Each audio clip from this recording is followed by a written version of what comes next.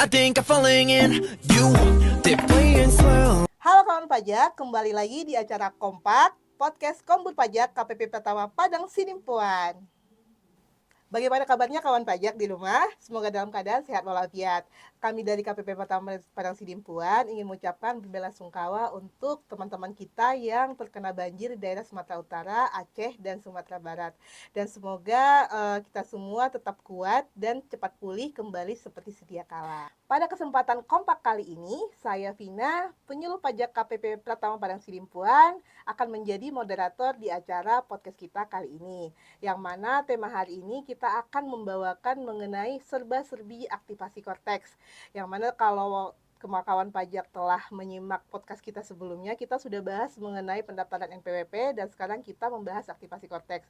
Dan sekarang mungkin di media sosial di mana-mana ya, itu sudah sangat sering sekali di-up sekali gimana sih aktivasi Korteks. Nah, untuk lebih jelasnya kita akan bahas secara tuntas di acara podcast kali ini.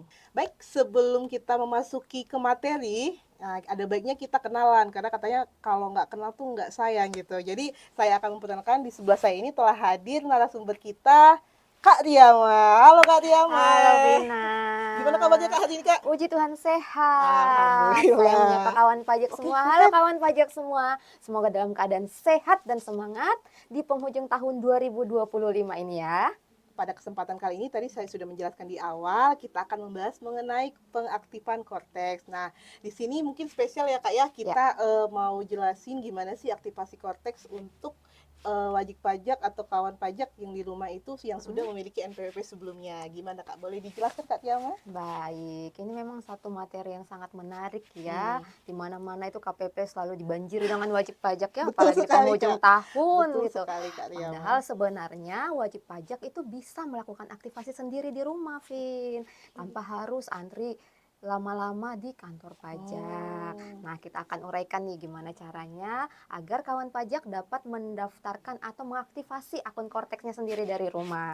Nah, yang pertama seperti yang Vina katakan tadi, untuk wajib pajak yang sudah memiliki NPWP dan kita garis bawahi sudah pernah login di DJP online. Oke, digital online ya? Ya, DJP online. Kalau DJP online nggak asing lagi ya, Ya, sudah yang biasa. dipakai setiap tahun untuk lapor Betul SPT. sekali Kak Riama. Nah, kalau sudah pernah login di DJP online, maka untuk aktivasi Korteksnya, kawan pajak cukup buka laman Korteks DJP, korteksdjp.pajak.go.id. Nah, setelah membuka lamannya, kawan pajak boleh dicari menu lupa kata sandi. Nah, di sana kawan pajak silahkan diklik lupa kata sandinya. Lalu pada menu akan tampil data-data yang harus diisi oleh kawan pajak. Kawan pajak silakan mengisi data ID-nya berupa nomor NPWP. Kalau sekarang NPWP-nya adalah NPWP 16 digit. Betul. Nah, kalau untuk yang badan berarti NPWP existing yang 15 digit ditambah angka 0 di depan, 1 digit. Nah, kalau untuk wajib pajak orang pribadi berarti yang diinput adalah nomor induk kependudukan atau NIK atau KTP. yang sering disebut nomor KTP Nomor ya, KTP. yang biasa dikenal oleh masyarakat. Iya. Nah, silakan diinput nomor NIK-nya, lalu nanti di sana akan ada dua pilihan. Apakah akan dikirimkan notifikasi melalui surat elektronik atau email atau melalui nomor gawai, nomor handphone ya, Kak ya.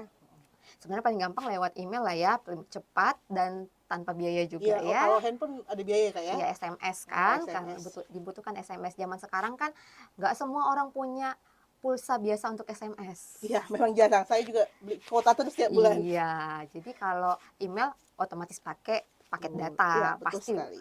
udah punya lah semua wajib pajak sekarang ya. Nah, kemudian silahkan dipilih surat elektroniknya. Nanti setelah dipilih surat elektroniknya, kemudian silahkan memasukkan kode captcha-nya. Nah, nanti di sana akan ada juga pernyataan Kak Vin. Nah, silahkan dicentang pernyataan tersebut, lalu kita kirim. Nah, selesai satu step. Nah, setelah kita kirim, silakan kawan pajak melihat emailnya masing-masing. Karena akan ada link pergantian kata sandi yang masuk ke email kawan pajak. Nah, berarti email yang daftarkan itu harus valid, Harus bisa dibuka ya, harus Kak, ya? bisa dibuka emailnya. Dan satu nih tipsnya buat kawan pajak, ketika kawan pajak memilih surat elektronik, nanti otomatis di sana akan muncul semacam bayangan gitu, samar-samar, Samar-samar. berisikan alamat email kawan pajak. Oke. Nah, kalau misalnya tidak muncul, berarti data kawan pajak belum valid. Oh, berarti dia juga belum pernah DJP online kali ya, Iya, atau belum gimana pernah ya? DJP online. Nah, ini khusus yang udah pernah DJP online.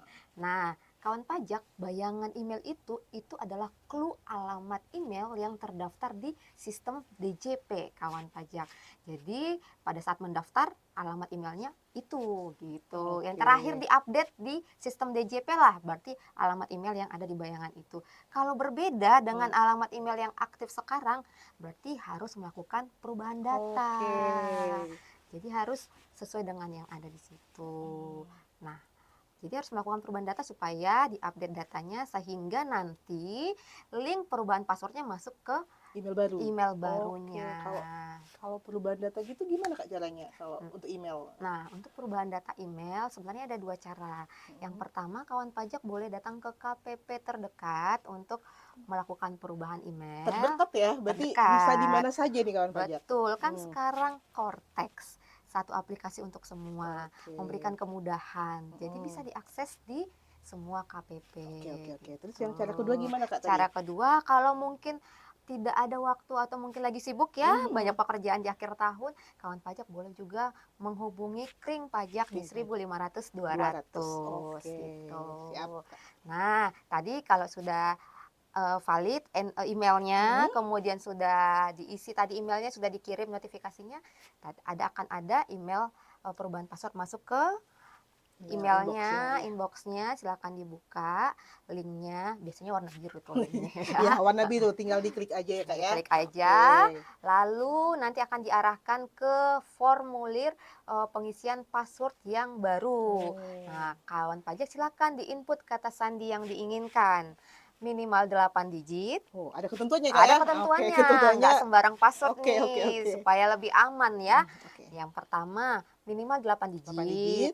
Yang kedua, harus ada huruf besar. Oke. Harus ada juga huruf kecil. Harus ada angka dan harus ada simbol atau karakter. Kalau Jadi simbol karakter komplit. itu seperti tanda Misalnya pagar gitu ya? tanda atau tanda pagar atau tanda bintang. Oke, siap. Tuh, kalau sudah silakan diikuti formulir berikutnya. Biasanya ada beberapa harus pengulangan tuh passwordnya. Kolom-kolomnya kali Kak ya? Kolom-kolomnya diisi, kemudian disimpan, otomatis akan terganti passwordnya. Silakan login lagi menggunakan password yang baru. Berarti udah langsung bisa ya, langsung buat akun konteksnya. Iya, Oke. betul sekali. Ya, tadi kita sudah mendengarkan penjelasan Kak Riyama bagaimana langkah-langkah aktivasi Cortex apabila misalnya kawan pajak udah punya NPWP, udah pernah daftar dulu di DJP online. Itu tadi sudah dijelaskan secara rinci dan jelas. Nah, gimana ya kalau misalnya saya baru daftar gitu kan? Dulu juga saya nggak pernah dengar DJP online, jadi ini benar-benar masih baru Kak gitu. Bisa nggak ya atau gimana sih tutorialnya? Ada nggak bedanya cara daftar yang udah punya NPWP lama sama yang baru gitu? Boleh dijelaskan Kak Riyama? Oke, baik. Nah, bagi kawan pajak yang belum pernah sama sekali login di DJP online, jangan khawatir. Kawan pajak tetap bisa mengakses Cortex dengan melakukan aktivasi terlebih dahulu. Jadi, kawan pajak silakan masuk lagi ke halaman Cortex djp.pajak.go.id. Lalu di sana ada di bagian bawah tuh ada menu aktivasi akun. Nah, silakan diklik menu aktivasi akun tersebut. Nanti akan ada pertanyaan apakah wajib pajak telah terdaftar. Silakan dicentang pertanyaan tersebut. Jawab ya. Kemudian ada kolom yang harus diisi dengan NIK kawan pajak. Nah, setelah mengisi NIK-nya silakan dipilih cari, menu cari. Nanti akan secara otomatis muncul nama dari kawan pajak semua. Lalu kawan pajak nanti silakan mengisi alamat email kawan pajak yang valid ya. Kemudian kawan pajak juga mengisi nomor HP-nya. Nah, catatan kawan pajak, ketika kawan pajak mengisi email, alamat email dan nomor HP, pastikan ada centang hijau kawan pajak. Nah, kalau misalnya yang muncul adalah silang merah, berarti datanya tidak Berarti valid. balik kayak tadi Balik lagi ya, lagi kayak perubahan tadi, data dulu. harus melakukan perubahan data Oke, oke, dulu. oke. Noted, Kak. Ya, tetap. Jadi harus valid ya. Hmm. Nah, ketika sudah valid, maka nanti kawan pajak juga akan diarahkan untuk mengambil foto Oh, foto selfie. selfie ya. Ya, soalnya wajah kita harus divalidasi dengan data Dukcapil. Oke. Karena kita udah terintegrasi nih dengan data Iya Dukcapil. betul, Kak. Nah, ketika kita sudah mengambil foto, swafoto, lalu kita validasi foto kita tersebut. Kemudian nanti akan ada pernyataan kawan pajak. Pernyataan tersebut dicentang, lalu dikirim. Nah, otomatis nanti akan aktif akun dari kawan pajak. Nah, kawan pajak kalau sudah begitu, biasanya akan ada muncul di email kawan pajak kertas, file ya, file yang berisi tentang nama kawan pajak, kemudian nomor NIK-nya, lalu password. Oh, udah ada langsung Udah ada passwordnya. langsung passwordnya. Namun password ini akan acak-acakan. Kayak kata sandi negara gitu. Iya, sangat panjang, Panjang. acak-acakan dan akan sedikit sulit untuk kita mengetik ulang. Agak ribet kalau kita harus Oh. mengetik ulang. Maka kita langsung aja masuk ke menu lupa kata sandi lagi kawan Oh, pajak. balik ke yang Balik tadi ke ya. cara yang tadi. Oke. Cara cepatnya Cara cepatnya gitu. Iya, langsung lupa kata sandi, ikutin step yang sudah saya jelaskan sebelumnya. Oke. Berarti sudah bisa login ya, Kak, itu Sudah ya? bisa Sudah bisa login. login. Kalau gitu berarti kalau udah login apakah sudah selesai atau gimana, Kak? Kalau untuk aktivasi ini? Nah, belum Belum selesai, selesai. Vin. Belum selesai Oke. sampai di situ. Nah, kan ini dia sistemnya online ya, berbasis web. Jadi apa-apanya online, apa-apanya web. Nah, apa-apanya elektronik. Oke. Maka ketika kawan pajak misalnya melakukan kewajiban administrasi perpajakannya atau melakukan permohonan, mengajukan permohonan administrasi, biasanya kan ngisi formulir. Iya, benar, Lalu benar, benar. tanda tangan secara tanda tangan basah Oke, manual. iya, Nah, betul, kalau Kak. ini kan online, berbasis web. Gimana caranya? Dibutuhkan juga tanda tangan. Nah, gimana caranya supaya mendapatkan tanda tangan? Maka tanda tangannya adalah tanda tangan digital. Oh, bukan tanda tangan di scan gitu ya? Bukan tanda tangan di scan, tanda Tanda tangan tangan di di scan, scan. Bukan ya? bukan ya. Tapi ada tanda tangan digital Oke. melalui kode otorisasi DJP yang Oh. disebut dengan sertifikat elektronik. Kalau sertifikat elektronik udah nggak asing lagi Nggak lah asing lagi, tentunya nggak asing lagi. Kalau ya. tadi, ya, betul, Kak. Sebelumnya juga kalau yang PKP pasti ada sertifikat Iya, elektroniknya betul. atau untuk e-bupot ya untuk badan. Tapi mungkin kalau untuk yang orang pribadi nggak semua tahu ya sertifikat elektronik. Nah, sertifikat elektronik ini merupakan tanda tangan digital kawan pajak. Maka kawan pajak untuk memperoleh tanda tangan digital ini harus mendaftarkan kode otorisasi DJP terlebih dahulu. Caranya apa? Tadi kan sudah cara login tuh. Ini udah kita login nih. Kita Silakan kawan stepnya pajak udah login nih. Iya, Nah, betul. kondisinya udah login, udah terbuka nih, udah ada di halaman akun Korteksnya gitu. Korteksnya, Iya, betul, Kak. portalnya wajib pajak. Silakan cari menu portal saya. Oke. Biasanya ada di pojok atas sebelah kiri. Sebelah kiri ya, Kak ya? Ya. Menu portal saya, lalu cari menu permintaan kode otorisasi DJP. Nah, silahkan dilihat datanya, diperiksa datanya, kemudian nanti ada isian jenis sertifikat. Oh, oke. Nah, di isian jenis sertifikat itu diisi dengan kode otorisasi DJP, lalu akan diminta untuk mengisi paspres. Paspres ini nanti yang mengidentifikasi tanda tangan digital kawan pajak. Maka ketika diminta tanda tangan digital, yang diinput adalah paspres. Gitu ya, menggantikan tanda tangan digital. Maka silakan diinput paspresnya. Nah, untuk ketentuan paspres ini sendiri sama dengan ketentuan yang ada pada ketentuan password tadi. Oh, berarti tadi tuh kalau nggak salah 8 huruf, ada Heeh. huruf besar, ada huruf kecil, Mm-mm. ada angka sama Mm-mm. apa tuh tadi Kak namanya? Simbol Oh, atau simbol, karakter spesial karakter ya. spesialnya. Iya. Berarti ini boleh sama atau beda Kak passwordnya? Itu terserah wajib Oh, pajak. terserah Mau wajib pajak ya. disamakan biar Oh, nggak ribet boleh ya. mengingat-ingat boleh. Dibedakan Mau juga boleh. dibedakan juga Oke. boleh. Ya, senyamannya kawan Senyaman pajak. pajak Baik Kak. gitu. Nah, setelah mengisi paspres tadi kawan pajak, selanjutnya kawan pajak tinggal centang pernyataan yang ada, lalu dikirim. Selesai untuk permintaan kode otorisasi DJP. Namun masih ada stepnya sedikit lagi kawan pajak. Kita harus melakukan validasi kode otorisasi DJP kita, sertifikat elektronik kita. Caranya dengan masuk ke portal saya, lalu ke profil saya, lalu ke nomor identifikasi eksternal. Nanti di sana akan ada dua pilihan. Silahkan dipilih digital sertifikat. Kemudian scroll-nya dipindahkan ke kanan, paling ujung kanan kawan pajak. Lalu nanti silakan diklik periksa status. Nah, kalau periksa statusnya sudah berhasil, silakan diklik menghasilkan. Oke. Maka otomatis akan valid digital Hmm. sertifikatnya. Berarti sudah selesai. Selesai. Alhamdulillah. Berarti step tadi kalau dilakukan secara berurut gitu harus pokoknya sebenarnya bisa gitu kan. Tapi Bisa. ya bisa dilakukan ya teman-teman pajak. Jadi nggak harus datang ke kantor pajak. Silahkan lakukan aktivasi korteksnya di rumah. Bisa sambil liburan juga kan. Iya, betul Besok juga. kan liburan, nyantai di rumah, boleh aktivasi akun Cortex kalian. Tapi kita agak sedih sih sekarang. Kenapa? Liburannya agak susah ya karena banyak banjir itu ya. Mau ke Iya. Sibolga susah, ke Sepilok susah. Ya, jadi quality time bersama keluarga di Oke, rumah itu saja. ya itu juga lebih Sambil aktivasi akun Cortex. betul, betul sekali. Baik kawan pajak, tadi kita sudah mendengarkan penjelasan mengenai aktivasi korteks dari Kak Riamah. Namun ini ada sih Kak yang lagi viral juga, maksudnya Apa tuh? agak membingungkan gitu ya sama yang kawan apa pajak itu? di Yang mana? rumah. Yang mana? Jadi katanya ini dalam case dia itu udah menikah suami istri. Katanya ada tuh wacana harus digabungkan gitu di korteksnya. Oke, bisa nggak Kak kasih sedikit penjelasan gitu mengenai yang lagi diomongin ini gitu? Iya, baik ya. Terkait dengan suami istri ya, sesuai dengan pasal 8 Undang-Undang PPH kawan pajak. Jadi pada dasarnya suami istri itu dianggap menjadi satu kesatuan.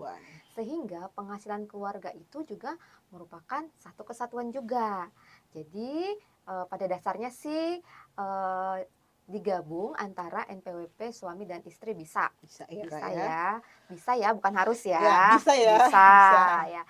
Jadi nanti untuk kalau digabung, untuk pelaporan SPT-nya juga cukup dilakukan oleh kepala keluarga. Jadi istri nggak perlu lapor SPT, nggak perlu repot-repot, Oke. cukup suami yang Cukup suami yang melaporkan. melaporkan ya. Nah, kalau misalnya istrinya punya penghasilan, misalnya penghasilannya bersumber dari satu pemberi kerja. Nah, maka penghasilan si istri ini nanti dilaporkan sebagai penghasilan yang bersifat final pada SPT suami. Nah, istri tenang aja, istri tinggal tenang liatin suami lapor SPT ya. Itu kalau digabung. Oke. Namun di aturan yang sama juga memberikan peluang kepada istri yang ingin melakukan kewajiban perpajakan secara terpisah dengan kondisi tertentu. Kondisinya seperti apa? Misalnya ada perjanjian pisah harta. Atau memang pasangan ini memilih untuk melakukan kewajibannya sendiri-sendiri, masing-masing. Atau dalam kondisi sudah bercerai. Jadi dalam kondisi 3 ini itu boleh istri melakukan kewajiban perpajakannya terpisah dari suami. Jadi punya NPWP masing-masing. Punya kewajiban Iya. masing-masing itu Nah, ya. dengan catatan kalau tidak digabung NPWP-nya berarti yang lapor juga dua-duanya. Ya. Oke. Istri lapor SPT-nya, suami lapor SPT-nya. Tapi sebagai catatan, walaupun gabung masing-masing bukan berarti penghasilannya juga dihitung sebagai dua penghasilan yang berbeda-beda, yang berdiri sendiri, tidak. Tetap digabungkan Tetap ya Kak ya? digabung. Balik lagi konsep awal kalau suami istri merupakan satu kesatuan ekonomis. Jadi walaupun masing-masing lapor SPT-nya, nah sebelum lapor nanti penghasilan dari si suami dan si istri ini digabung. Digabung dulu untuk menentukan pajak terutangnya. Berarti nanti Mm-mm. digabung dulu gitu ya? Iya, kemudian dihitung pajak terutangnya sesuai dengan tarif pajak yang Oh, berlaku. satu juga gitu ya. Nah, setelah dihitung, barulah nanti dibagi secara proporsional pajaknya. Nah, proporsi masing-masing inilah yang dilaporkan di SPT masing-masing. Dilaporkan di SPT suami Suami. sesuai proporsinya, dilaporkan di SPT si istri sesuai proporsinya. Nah, maka jangan kaget kalau ada kemungkinan ya, bukan berarti semua. Iya. Ada kemungkinan nanti ada yang kurang bayar SPT-nya. Karena kalau dari tempat bekerja akan dihitungkan secara masing-masing nih sendiri-sendiri. Padahal pada saat pelaporan SPT itu Digabung kan harus lagi. digabung Oke, gitu. harus Sebenarnya itu ada. juga nggak salah sih, memang begitu. Memang begitu, memang satu kesatuan ya. Memang satu kesatuan gitu. Jadi mau digabung ataupun mau dipisah itu sama-sama halal secara perpajakan.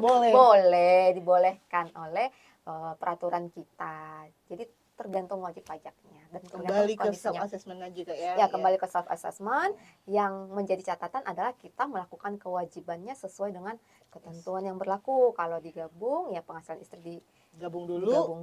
Kalau dihitung digabung ya. di penghasilan istri dilaporkan di Oh suami. iya, di suami. Istri Jadi nggak perlu final lapor. kalau misalnya Ya. dia cuma dua-duanya PNS gitu ya. Betul. Oke. Tapi kalau terpisah jangan lupa suami istri lapor SPT, tapi gabung Digabung dulu di baru awalnya. dihitung juga lagi kayak Iya, kembali. secara Oke, proporsional. begitu ya kawan pajak ya. Semoga penjelasan dari Kak Riyama bisa dipahami ya dan bisa dimengerti sama kawan pajak di rumah. Himbau kembali teman-teman kawan pajak di rumah dimanapun berada apabila nonton podcast ini itu selalu hati-hati karena sampai sekarang tuh Kak Riyama tuh masih banyak banget penipuan yang mengatasnamakan Direktorat Jenderal Pajak. Jadi sekarang kan lagi heboh-heboh konteks Ya. perubahan data yang tadi kita bahas. Jadi mereka itu kayak memanfaatkan momen gitu.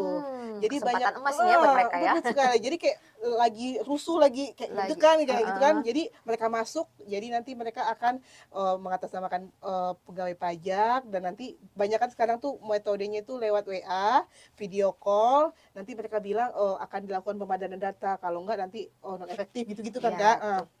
Jadi buat kawan saya himbau kembali, kita tadi saluran resminya itu dari kering pajak 1.500 200. Jadi kawan pajak apabila ada yang aneh-aneh seperti itu langsung saja diblok gitu ya, nggak usah dihiraukan kembali. Jangan juga misalnya kayak udah tahu itu penipu masih dilayani, jangan. Jadi kadang-kadang penipu itu sangat suka kalau bisa kita balas balik, malah banyak banget nanti yang neror-neror ke nomor kita gitu. Jadi atau ngirim aplikasi, dibilang iya, aplikasi Cortex betul. gitu ya. Nah, itu jangan sampai, pokoknya yang resmi itu hanya dari kering pajak ya, begitu. Dan Oke. ingat Cortex itu basisnya web ya, bukan Website aplikasi. ya, betul sekali gitu Kak ya.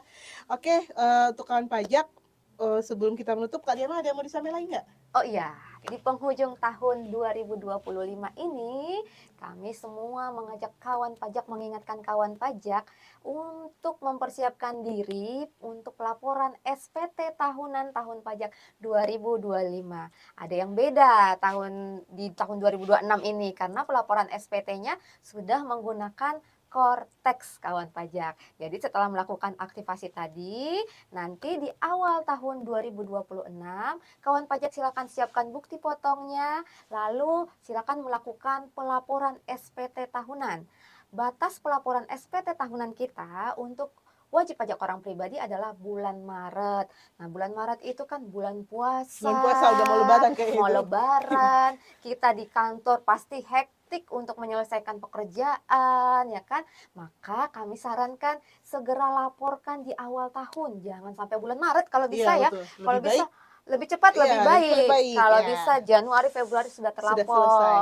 Jadi puasanya tenang, lebarannya tenang gitu. Jangan lupa lapor SPT tahunannya. Untuk orang pribadi tadi bulan Maret, sedangkan untuk badan paling lama adalah 30 April. Oke, terima kasih Kak Riyama. Jadi teman-teman pajak, saya ingatkan lagi untuk orang pribadi 31 Maret 2026, Untuk badan itu 30 April 2026. Jangan sampai telat karena kalau telat itu ada dendanya, denda administrasi. Baik kawan pajak, demikian isi podcast kita. Semoga apa yang kami sampaikan bisa bermanfaat untuk kawan pajak semua, dan juga apabila ada salah-salah kata, salah-salah sikap, kami mohon maaf. Demikian, mungkin saya tutup dengan pantun. Tolong dibantu ya Kak ya. Oke, Jalan-jalan ke Pulau Bangka, cakep. jangan lupa membeli batu bata. Artinya, Terima kasih banyak udah dengerin kita. Sampai jumpa di podcast selanjutnya. Bye-bye. I think I'm falling in you.